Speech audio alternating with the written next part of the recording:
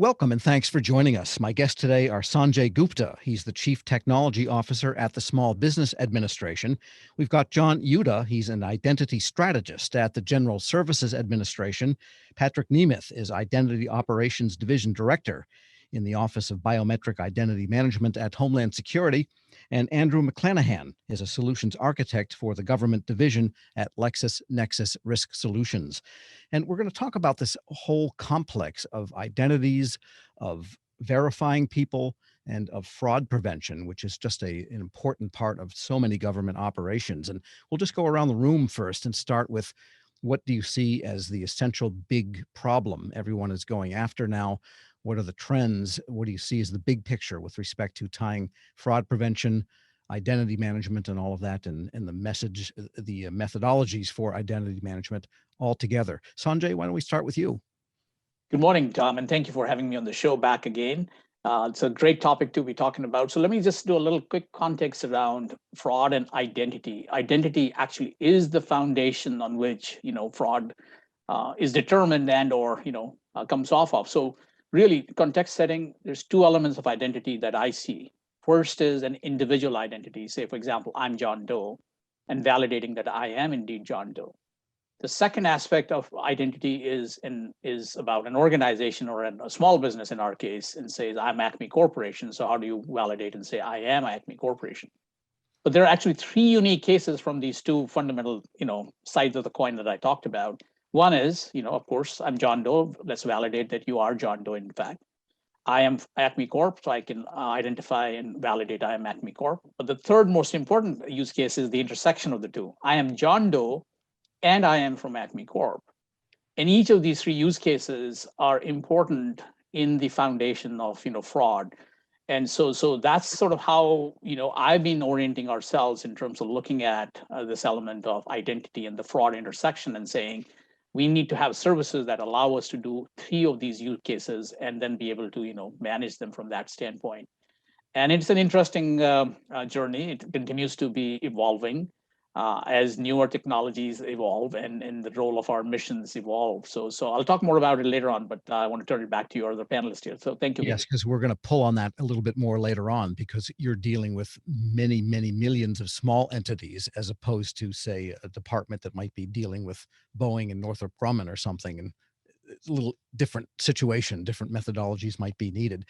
Patrick, tell us about the what goes on in the Homeland Security's Office of Biometric Identity Management, and you must be looking at things that can be deployed government-wide. We are, Tom. So far, we've been constrained by various laws and rules, a lot of privacy principles involved in it. But there is a lot of sharing that goes on between the different agencies involved in biometrics, meaning physical characteristics of a person that can be used for identification, typically through an automated system. We work a lot with the FBI and with the Department of Defense and with foreign partners as well in order to accomplish that. My focus on fraud is a little bit different, I think, than the other guests in that we're typically not looking at people who have stolen identities, but people who have discarded their damaged identity because there's some negative information attached to it. So they just create a new one from scratch, or they get a willing accomplice to loan them one. So the Department of Homeland Security, no surprise to the listeners, has a variety of national public safety and security missions, while at the same time facilitating travel, trade, and tourism, immigration benefits, and assisting disaster victims. So identity fraud is a challenge to us every day. And we anchor our identities in the Department of Homeland Security with fingerprints. That started after the terrorist attacks of 9/11 and continues to this day, although we've branched out into iris and face matching these days, as our various agencies require different assistance in completing their missions. Got it. So fingerprint is still the gold standard in many ways, although I imagine that's a little bit more difficult to deploy as a factor in the mass citizen type of situation, except for travel where it's widely used. But people going for benefits and that kind of thing generally don't have those peripherals, correct? Correct. But with modern technology, you can use an iPhone to do a lot of this. A number of corporations, banks, even the country of India uses mobile technology, and we're moving in that direction. All right. And let's move to John Yuta from the GSA. You're the identity strategist. That covers a lot of territory. It sure does, and thanks for having me, Tom. As Patrick suggested, we are more focused on the side of identity theft and improper payments. We've seen over the last year, large amounts of that sort of identity theft from state benefits, things like unemployment insurance. There have been many headlines in many states of people filing for unemployment benefits that should have gone to somebody else. So that is one part of what we're focused on. That's kind of the new frontier in identity theft. Credit theft is a little more locked down now, so government benefit theft is becoming more common. But we're also focused, and I in particular am focused on balancing the prevention of that kind of improper payment with ensuring equity of access to benefits for those people who are entitled to them, because it would be easy to go too far the other direction and have people who are badly in need of benefits that they're fully eligible for, but that it takes months and months before we're able to issue them. So we're really focused at GSA on how can we verify this identity with a fairly high level of confidence, but also quickly and painlessly for the citizens so that they can get access to those benefits that they're seeking. Sure, I've heard the whole issue of super security versus super convenience described as kind of a slider, and you can go all to the extreme one way and nobody could get anything, or you could go all the way the other way and everyone, including millions who are not entitled, could get everything. So there's always that balancing act. And that brings me to Andy McClanahan. So what do you see as best practices, looking from your perch across government, as how people are able to balance some type of ease of use and yet have rigorous security? Because especially in the last couple of years with, trillion-dollar programs that are supposed to come with some kind of accountability connected to them, it's been a challenge. Absolutely, and I think John really hit the nail on the head. I mean, everybody did, and each program has its own challenges. I think what we're really seeing is the result of being passive in our programmatic responses to what the greatest risks are. Identity theft is not a new problem, but as technologies have improved, including globally, the threats are no longer the person that lives down the street. It is not impacting at the county level or just at the state level.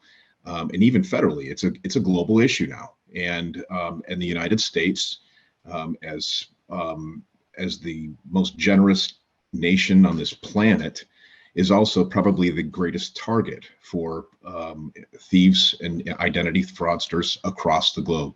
So that is what has really challenged the entire spectrum of the government responses and how we address those vulnerabilities. Yeah, and there's the whole issue of data that can be used to verify people, and I think that's a growing field. Correct? Absolutely, and it's an important distinction. I mean, there are definitely risks associated with collecting information, and we want to make sure that we're protecting the identities and the information that should be kept confidential for people. I think that's something that's a paramount importance, especially today. However, if you limit data, you also end up protecting fraudsters. The number one answer to solving the problems around this from a technical standpoint is the more data there is, the better. It's that, with great risk and great data comes great responsibilities. Yeah, let me go back to Sanjay, because I once read many, many, many years ago that there was a society of people named Jim Smith, which is the most common name there is. And they have unique sets of problems going back to the pre-electronic era of being, how do you know who John Smith actually is? And so looking at some of the large programs that SBA has been administering over the last couple of years, and really before that as well, what are some of the techniques you're using to make sure someone is who they are? Yeah, good question again, Tom. I think at a high level, this discussion has been ongoing, and I think I'll kind of go back to probably March of 2020 when the CARES Act was enacted. There were certain stipulations in that, like, for example, self-certification. And so that was a legislative mandate in terms of, doing self-certification, which sort of, is on the opposite end of, managing and risk management from a fraud standpoint. And I think the point I'm trying to make here is, it was driven by the urgency of getting the money out of the door, if you will, right?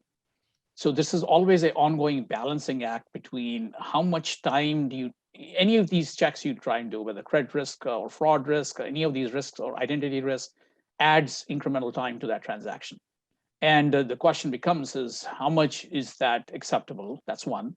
Number two, programmatically, is there a risk/fraud threshold that one is willing to accept, right? My view is I think fraud will never become zero, has never been zero probably, but you can minimize it. So I would rather say we can't really prevent fraud, we can reduce fraud is probably the better way to look at it, at least in my opinion. In terms of our perspective, and as those programs evolved and as some of these things, became more known, the programs morphed and evolved, and we were putting more, if you will, checks and controls in place. And so identity is a key foundation of that as well.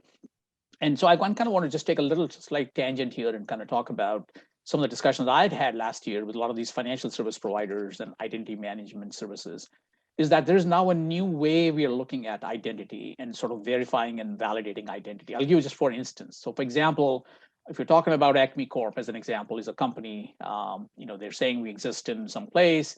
Let's say they have an office in a commercial building. So new services, they will go and validate, for example, amongst other things, they'll validate and say, go to that city and check to see, is there a building permit issued for that address, as an example, right? They're not looking for that specific company to have a building permit, but they're trying to make sure that they can check if, let's say, 500 Maple Street in city ABC in state XYZ, does that building exist? And two, how do you validate that building exists is to see if the city can say, yeah, there was a building permit issued in the last 1 year, 2 years, 3 years, right? That's at least a validation that, yes, that building exists. It's a commercial entity. And now the next step becomes, do I know Acme Corp actually has a presence in this building as well, right? So what I'm trying to say is today there are newer ways to validate identity, whether it's of individuals or entities. Another aspect has been, like, for example, what's the social media presence of that company or entity, right? How long has that social media presence existed, right? Now, sometimes it's more difficult to kind of, create a fake social media presence and backdate it into, say, 2 years. I'm not saying it's impossible. It's possible, definitely, technically, but it's a little bit more involved and, let's say, more technologically advanced to kind of create a social media presence which shows activity over the last 3 years, for example, right? You can create one today which may be fake, but it's difficult to create the history around that, right? So that's another aspect that they'll probably try and check to see, what's their social media presence like, and then what kind of activity has it been, and how active they've been. So what I'm trying to say is there are new ways today, these frontiers are opening up where these are available as actually API calls by some of these service providers, where you send a set of attributes, and they basically send back a confidence level score to say, yes, we can say with this confidence level that this identity is a good entity, or maybe it's not a good entity. And then there's a middle ground where they say, the confidence level is sort of like the typical bell curve is unknown, and you need additional data points to verify and validate that. So yes, it's evolving, and I think it'll continue to evolve. I think somebody on the panel had mentioned data is key to this, and I believe as more and more data becomes available, and it's both from public sources and private sources. So you're looking at ways to triangulate data sets that are publicly available and that are only privately available, and then you're trying to find those correlation sets to say, do they all converge to say that this John Smith or Jane Smith is indeed an invalid person in where. So anyways, a mouthful I've given, and I have some views on sort of where I see the future going, but I'll let the other panelists come back on it.